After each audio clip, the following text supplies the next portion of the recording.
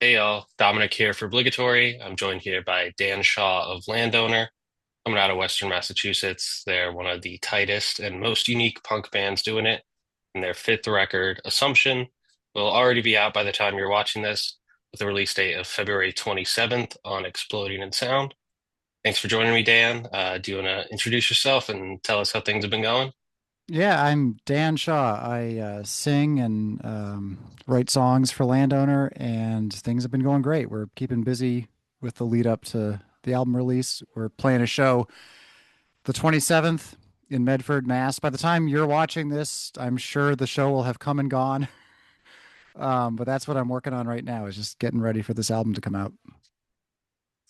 Yeah, so record's great, and I'd say there are a lot of adjectives that you could, describe Assumption with, but found myself fixated on the word unnerving on my first few listens, which I feel like there aren't a ton of punk records I typically associate with that feeling, or the ones that do typically push to the extreme with like a noisier and more chaotic sound, whereas there's a very deliberate restraint in your music that activates a similar part of the brain. And I'm wondering, is there a less is more thought behind this minimalistic approach that still yields this very frantic and intense sound? Yeah, that's a lot of what we're going for. When the band started 9 years ago, it was the product of necessity. I started the band by myself as a solo project originally, and just had a practice amp and a drum machine, and decided like what could I make that sounds cool and engaging with these like limited tools that I have on hand. So then it became a live band, and we just continued to keep that restraint at the forefront. And Landowner has almost like a set of rules we self-impose on ourselves. Like, we play punk songs, quote unquote, but we never use distortion. There's no crash cymbals on the drum kit. And the song structures are written with a lot of repetition on purpose. And I find that that creates tension and unease and hypnoticness and focus. And then you can use that in a composition to build anticipation or dread or make it meditative. There's a lot you can do with that. And the subject matter on the album and some of those sonic qualities work pretty well together for this batch of songs for sure. Yeah, so the with the sort of minimalist approach that you described, and like when I was phrasing that question of this idea of less is more, I always heard of that in the context of writing because I had an English teacher who like really instilled that into me. But when I looked it up, it seems like it's a principle most often associated with architecture, which seemed to track considering you're a landscape architect. I think that shows in like some of the themes of Assumption, particularly regarding environmental concerns and anxieties. And are there any other ways you see your background in architecture influencing your musical endeavors? Yeah, so for work, I'm a landscape architect, so it's like a similar type of job as what an architect does, where I'm designing spaces, but in this case, I design mostly like municipal parks, outdoor public spaces that people use. And it's a creative process, and so is writing music, and there are similarities in those things. I think in designing a physical space, there's always a lot going on in a public space, and I'm always seeking how can I resolve a complex situation with as few moves as I can, just to not overcomplicate things and to bring clarity and make the space inviting, make it easy to maintain, welcoming to use, and all of that. And with designing space, you end up focusing on like the void, like the space itself, the empty open space is what people can actually populate and use, rather than being like a sculptor and putting a 3D object in the middle that you're supposed to look at. So I mean, I'm thinking about like designing inviting sequences of negative space that people can move through and gather and play and, enjoy the urban environment. And maybe that has to do with some of my interest in doing more with less when it comes to music too, just since my mind is sort of in that mode throughout the day, maybe because of my work. Cool. Keeping on environments for just a little bit longer, I always try to have a question whenever I talk to anyone about like, the role that different music scenes play and geography, history, play in the development of these scenes. And I don't know much about Holyoke or the surrounding areas of Western Massachusetts, but like I found some interesting facts when I was looking into it that it's like labeled as at least one of the first planned industrial cities, and that it was home to like an early synthesizer of sorts, and where that was developed at the New England Electric Music Company. So I just would love to hear more about, the music scene of Western Massachusetts, any recommendations of bands and artists from the area, and what role the positioning of, being in Western Massachusetts might have in the kind of art being created, not only by Landowner, but, other bands in the area. Yeah, it's a cool place to make music. I didn't know that thing about the synthesizer history in Holyoke, like you said. So the city where I live, Holyoke, is like a smallish post-industrial city. It has a canal system that goes through it that connects different mills, and it's kind of organized with this interrelationship of the natural world with modifying the Connecticut River and the industrial world from 100 plus years ago. And today, since the industry isn't really it's not like a paper manufacturing city like it used to be. So it's one of these typical cities with a lot of vacant mill buildings being repurposed for a variety of things. So you end up finding interesting spaces and unusual things going on in some of the buildings downtown. But like zooming out, Western Massachusetts, where we live, has a whole collection of small towns, small cities, college towns that all work together. And in terms of like a music scene, feels like the neighborhoods in a city, maybe, where like Northampton, Amherst, Holyoke, East Hampton, Greenfield, Westfield, um, they all like shows happen in all those cities and towns. There's things going on. And when we started this band, I was basically just going out to a lot of basement shows and just checking out the DIY scene as much as I could, and got to know the people who are my current bandmates. Two of them were playing in a band called Hot Dirt, who are still around, and they're great. They're like aggressive jazz rock and kind of proggy. And there's just all sorts of things. Like there's, a punk scene, there's a lot of experimental music. And I found that this area geographically was just big enough that it could support a music scene, but it wasn't so big that you had to outcompete a bunch of super cool bands to get anyone's attention. It was like you could just like, yeah, you started a band, cool, like let's go, like let's play a show, and people were really welcoming right away. So it's kind of a nice middle ground, and geographically we're close enough to Boston, Providence, Worcester, New York City, where we can go and play shows in some of these other places pretty easily. So it's been pretty neat, and there's continued to be just an awesome community. So many of my closest friends are just people I've met uh, going to shows and playing shows out here. Like with any DIY scene anywhere, it's what makes it so special, and I'm all about it.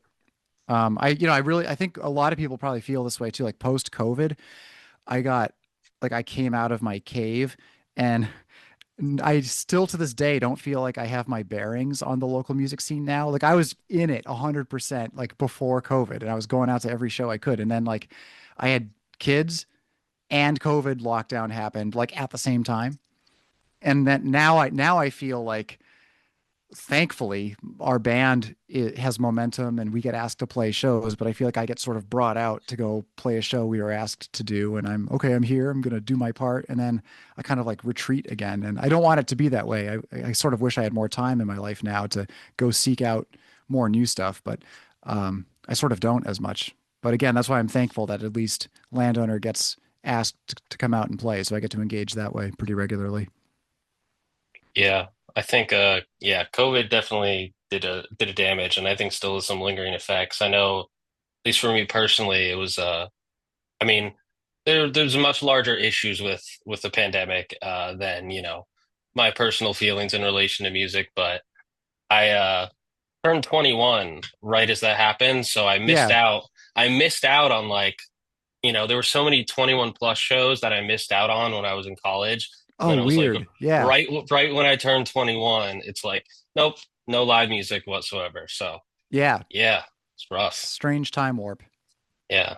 And yeah, I don't know too much about like Providence and that scene either, but I will say I saw one show there on a trip I went to a few years ago, and just from like the vibe and the energy there, it did seem really like a really cool music scene, and just the venue was really nice. I think it was Fete Music Hall. I don't know if I'm pronouncing that right, but I know that's still decently far from Western For us, it's like Massachusetts, an but hour and a half to 2 hours okay, away. It's yeah, kind of not neat. too Like we can bad. go there and it feels like we're in a completely different place, but we can also potentially go to work the next day. So like we do go out and play Providence shows pretty often, and they're usually pretty fun. For me as an outsider, it seems like Providence is a fun place to do music. I don't know if it's different if you live there, but we always have fun when we play shows there. Yeah, okay. And speaking of shows and tours, all these places. So just yesterday, at the time of recording this, shared a new single in Bow to Your Superior and announced a tour for the new record. Now, I know you went on Yeah, tour with Editrix fairly recently, this past August, with 9 shows in just as many days. And I think I counted a few times. I believe you're set to play 11 shows in 11 days this coming April. And you did also have a 15 stop European tour in 2019. But yeah. aside from that, is this like the busiest that Landowner has ever been? Lately, this is about average. We've done like a week on the road out of the year, and then we try to play weekend outings, where we might hit like Philly and New York City. And then we do a lot of like regional New England shows. Basically, with five of us with busy lives, with jobs where we get our allotted amount of vacation time, it's like, okay, I have a few weeks of vacation out of the year. Like I'm splitting that between my family and my band, basically. So like we're never a band that drops everything and tours hard for weeks and months at a time. We just do what we can, and we're appreciative that we have the opportunity. And it we've been able to sustain it for 9 years doing it this way. So we did a week tour in 2018, the Europe tour you referred to, and then we've done like a 1 week tour the last few years each. So we're extending it to a week and a half this April. And Yeah. we were thinking of touring the West Coast because we've never been there before. And I ran the math on it. I'm like, well, five band members, that's five plane tickets, and we'd have to rent a van and rent gear. And it's like we would be sinking $6,000 or $7,000 just into getting ourselves there. And it's like, we're like a DIY band, right? It's not like we've got like oceans of money we can burn. So it was a really hard calculation. And we haven't played there, so there's no guarantee the show, like, would people come out to the shows? Like, it was totally unknown. So we sort of came to our senses and said, all right, maybe if a cool friends band wants to take us along, we'll do it. But for now, this year, let's just like get in the van that we already have on the coast that we're already on and like do the Midwest again with like a few new places we've never been before. So this April, we're doing a week and a half, kind of arcing south and going through the Midwest. Nice. Yeah, that was actually something else I was trying to figure out when I was coming up with that question was like, other than Europe, I mean, that's obviously the farthest you guys have played, but I think if I'm not wrong, is it St. Louis, is that like the furthest you've gone, at least in the States, for a show? That's it. Oh, That was the furthest west we made it. So I think that this April we're going to play Minneapolis, and that's probably a little farther west in terms of just raw lines of longitude. So I'm excited for that. Never been there before. Yeah, it's just hard. It's like adding Minneapolis to the tour route. It's like it takes a day to get out there, and then you have to backtrack an extra day. So you're basically tacking on like 3 days by doing that. So um, we're just trying to expand the tour route as much as we can. If you're listening yeah. to this and you're from Minneapolis, come to that show. We're going to a lot of effort to go all the way out to Minneapolis. Hopefully, it'll be worth it for everyone involved. I hope so. I mean, like I think they'd be a killer show, and you'd be foolish to miss it. But the question is then, it seems like at least maybe not for the Minneapolis stop, but maybe some others, or maybe you'll squeeze it in with like a schedule that busy. Is there any time for the band to like explore the cities or, you know, go out and do something, or is it kind of just like got to get on the road, got to do the show? Mm. It's like depends on the drive. Like if it's a short enough drive, then we definitely try to get there early and do some things. And sometimes we've been in the van a lot. We just want to go to a park. And like last tour, we bought a frisbee. We just, stretch our legs and like get some actual exercise. And that's just what we needed. Um, Second to last, like 2 years ago on tour, when we first went to St. Louis, we went to the City Museum. In an old band of mine, I lived on the West Coast for a few years, and that band toured east. We played St. Louis, and then people said, "Did you go to the City Museum?" And we said, "Like, no, I don't. Well, what is that?" And like that's all we heard about the rest of the tour was we blew it because we were in St. Louis and didn't go to the City Museum. So Landowner did that. It was a great day of like doing stuff that wasn't just being in the van or playing the show. And yeah, the City Museum's wild. If anyone listening ever goes to St. Louis, definitely just go to the City Museum. It's a wild place. I will keep that in mind It's whenever I just like make an my way. architectural art playground for all ages. It's just psychedelic and wild. It's a giant abandoned building that they just turned into this crazy, crazy wonderland that you just explore. It's like caves and cages and museums and slides, and it's just the weirdest tree houses. There's all kinds of just crazy things that you just explore. Heard. You got any plans like that for this upcoming tour? Haven't given any thoughts to that. Like any places you're visiting in any of these cities that you're excited for, or is it more kind of No, there's a lot of yeah? unknowns. Like I got the tour list open here. Like we've never been to Virginia, North Carolina, Knoxville, Tennessee, Louisville, Kentucky. Like that whole run right there, zero clue what to expect. So we'll just see what happens, I guess. Heard. Hmm. So question, I guess it's kind of related, somewhat, at least to the Midwest. There's some ties with this question. I'm curious about, the process of getting in touch with, Born Yesterday records because all of your records previously to this one were released on that label, which for those watching who may not know, fantastic Chicago-based label ran by Greg Obis of Stuck and Kevin Fairborn of Deeper and more bands beyond that, but those are probably the two most notable, at least I think, that I know of. That label, ceased operations about 2 years ago. I read an article in Flood magazine where Greg mentioned Landowner as a huge inspiration to even start the label and a big influence on Stuck as well. I'm wondering, how did you get in touch with those guys and what was it like working with them? A long time ago, probably in 2017 or late 2016, Kevin and Greg were both playing in a band called Clearance, and they came through Western Mass and played a basement show that I went to. And at that time, I had the first Landowner album was just like a cassette, and it was basically like my demo tape essentially. And I would go to shows and just strike up conversations with people. And I really dug Clearance's set, and I started chatting with Kevin, and we kind of hit it off. And I basically just gave him an Impressive Almanac tape. That's the first Landowner album, and we kind of stayed in touch. And then they came back through a few months later, and like he had totally listened to it and really liked it. And by that point, Greg was playing in the band too. And how did that go down? We ended up, I think what happened next is then Landowner like we had formed as the live band that we are now. And in like May or June of 2017, we ended up playing a show with that band, Clearance. And Greg and Kevin, we were chatting, and they said that they really liked the Landowner tape, and they were thinking of starting a record label, and would we be interested in contributing a song to a comp, like a compilation? So I said that sounds great, and then we kind of went our separate ways, and Landowner began recording our first album all together, Blatant.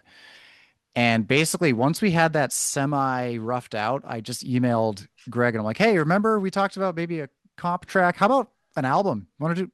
would you put out an album? And he was like, hell yeah. So I think our LP with him was like the second record that Born Yesterday put out. Um, and it was cool because it was just, we didn't sit back and wait around for like our fantasy dream record label to come along. We just kind of made friends with these cool dudes we met at a show with our bands playing together, and they were nobody and we were nobody, and they said like, yeah, you want to work together, and we just said yes. Like if someone wants to, help put out my shit, like yes, hell yeah, like I want to do that. So it worked out great. And so like you mentioned, we ended up releasing three entire albums with them, plus they reissued Impressive Almanac. So we did a total of four records with Born Yesterday, and they were such a cool label, and all the bands that they chose were like different and varied from one another, but they were always super unique and interesting. Um, and yeah, Greg and Kevin are just super cool dudes. And I think basically running a small label like that is just exhausting, and it was a labor of love for sure. And they're in a couple of awesome bands themselves that demand a lot of time and attention, and they just said, okay, like we've done what we set out to do, and we need to shift our focus to other parts of our lives now. So they had a good run, and we're really grateful that we got to work on that label. Yeah, I think it's I don't know, just the atmosphere, the ecosystem of all these different indie labels are always so interesting to me because it, like you said, it really tends to almost always be like a labor of love. Like, I think of even like these sort of like independent labels that are even like on the bigger scale, like say like a Sub Pop or even Exploding in Sound, which I do have a question about them as well because they're fantastic.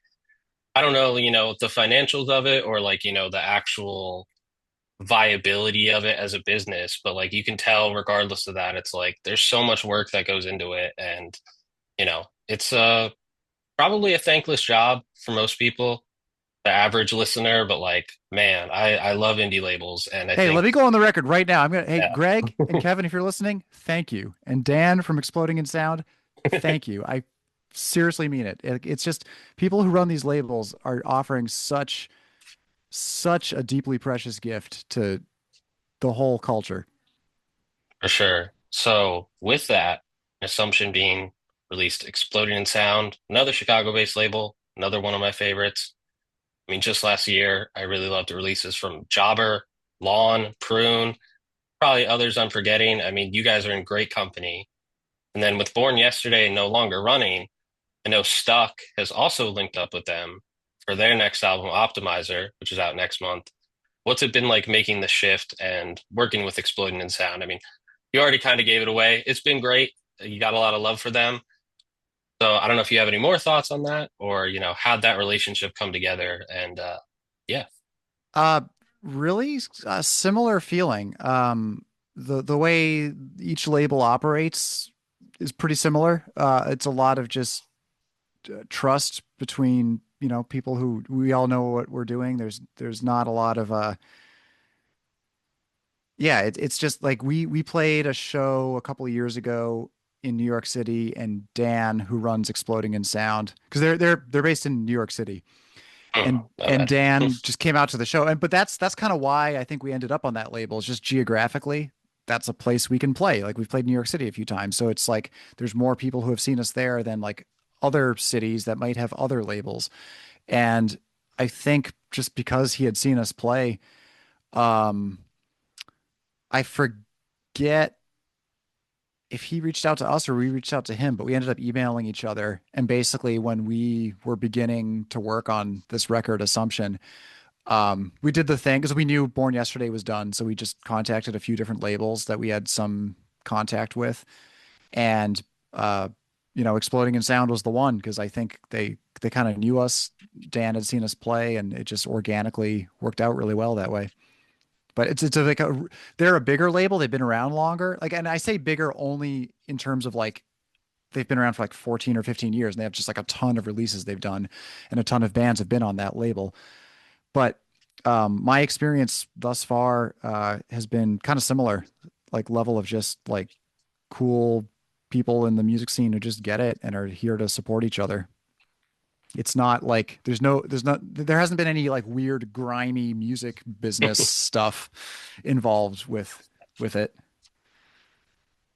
Yeah, I think like there's this weird, or at least maybe a couple of years ago. I don't know if maybe it was just like more of like these mainstream conversations of like labels and like, I don't know, maybe it was just like being in around like music students who were just like very anti-label. And, there's probably some valid criticisms when you're talking about like the major labels, but I don't know. I think, I know exactly what my point was with that. Just Well, here's the thing. It's like, another shout out to indie labels. yeah, you could release a record or like an album and put it on Bandcamp, and it can feel like, okay, what do I do? I'll post on social media. Like I'll self-release and it's like you're just releasing something into a black hole almost. So it's like having like the reason I'm talking to you and the reason anyone who's watching this podcast right now is watching it is because like the dude who runs this label like introduced me to you, and he's trying to, he sunk some money into pressing these records. He wants to sell them, like pre-order a record, like let's get the word out. Let's have Dan talk to some people like, me. So it feels like the announcement of the album existing is a little more of a ripple, a few more ripples, just because of the support of having a label who can kind of help the music reach people, which is ultimately what we want to do. It's like, yeah, we feel strongly about this record we made, and all we can hope for is that it reaches people and resonates with whoever it's destined to resonate with. So it's nice to have a little assistance with that, with getting it to reach people. Sure. Yeah, so I'll say it isn't clear on just the nature of doing this interview. The album resonated with me. I think it's phenomenal. Do have a question, kind of delving into some of the themes of it, and I Hmm. saw that the press materials mention the assumption of Virgin Mary in Catholicism, which concept I was not familiar with. And I know there's like these interconnecting themes of the assumption that tie into the album Assumption. So I'm wondering if you could just expand on the association between that idea of Catholicism and the overarching themes of the new record.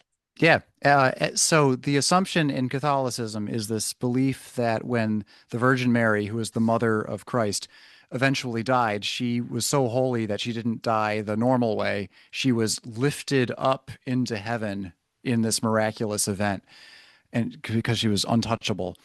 And it's this kind of revered concept, I guess, in that religion. And you'll see like churches and schools and stuff named like Church of the Assumption or like Assumption College, even. Like, and I've always been tickled by that. It's just like that just sounds like as a sentence really, really funny. Like Church of the Assumption, because obviously assumption also means I'm assuming something, like an unfounded belief. So playing with that double meaning was uh kind of what inspired that as the album title, and that imagery makes its way into some of the lyrics. So the album as a whole has a number of songs that explore the way we make assumptions about things.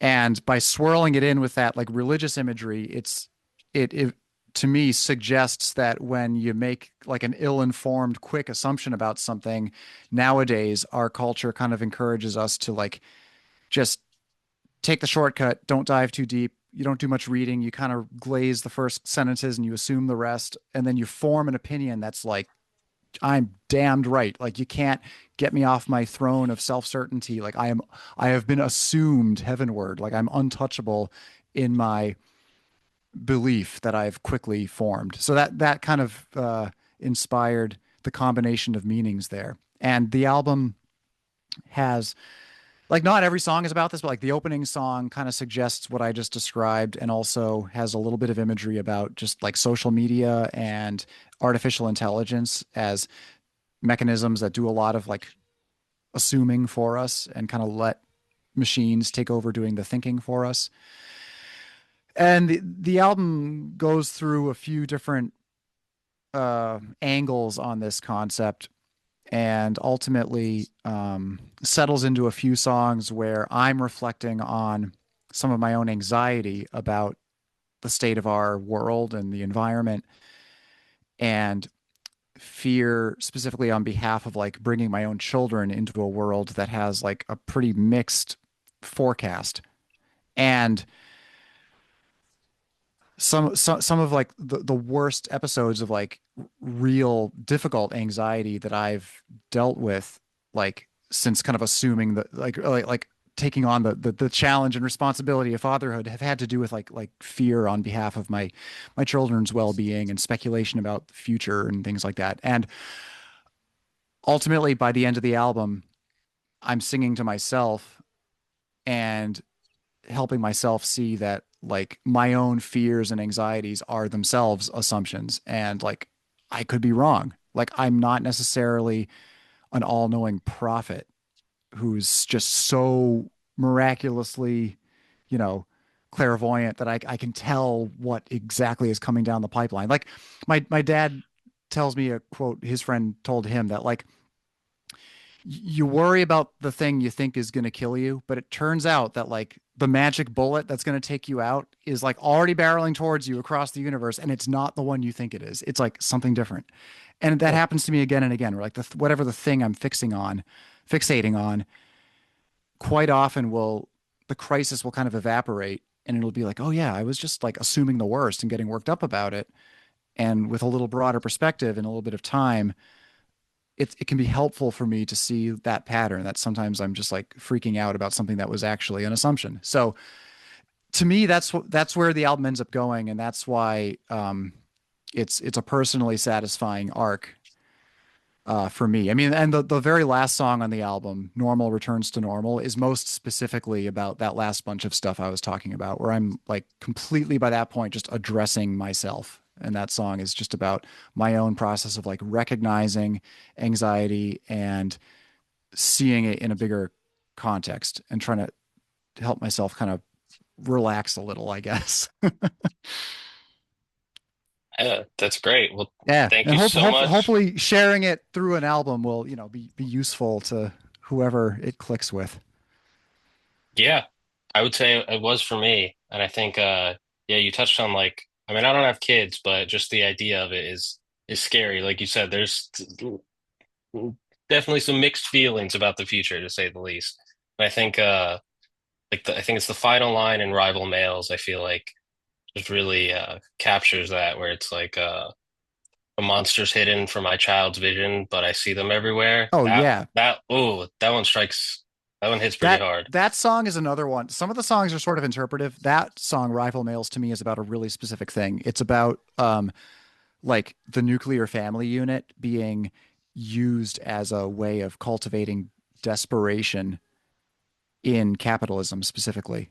Like you're encouraged to, have families. It's like the greatest joy. Like you should do it. But then it's like, yeah, because now you have something at stake. Like now you have a reason to work a little harder, and you want to provide for your kids who you love.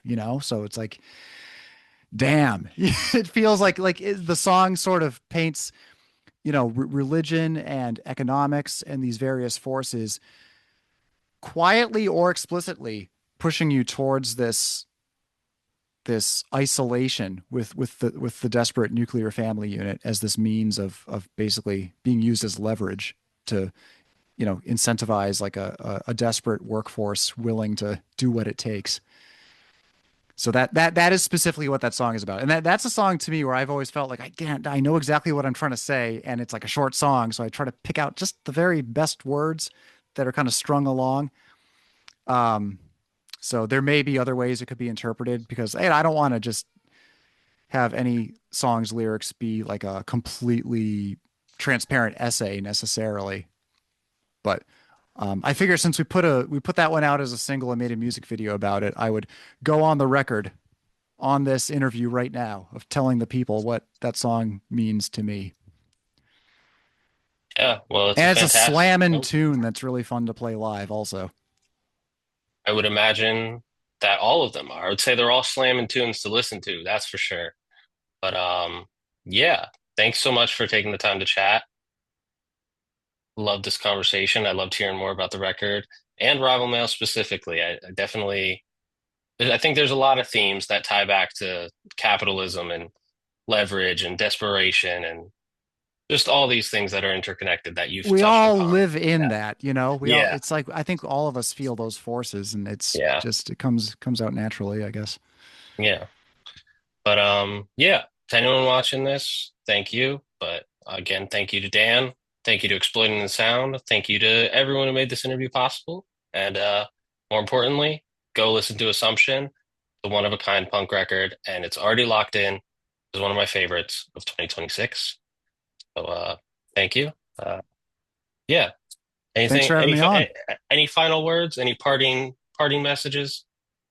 I think we covered it. That was a pretty, we slammed out some good questions and some satisfying answers. I feel like I said what I needed to say. So thanks for hitting the nail on the head with some of those questions.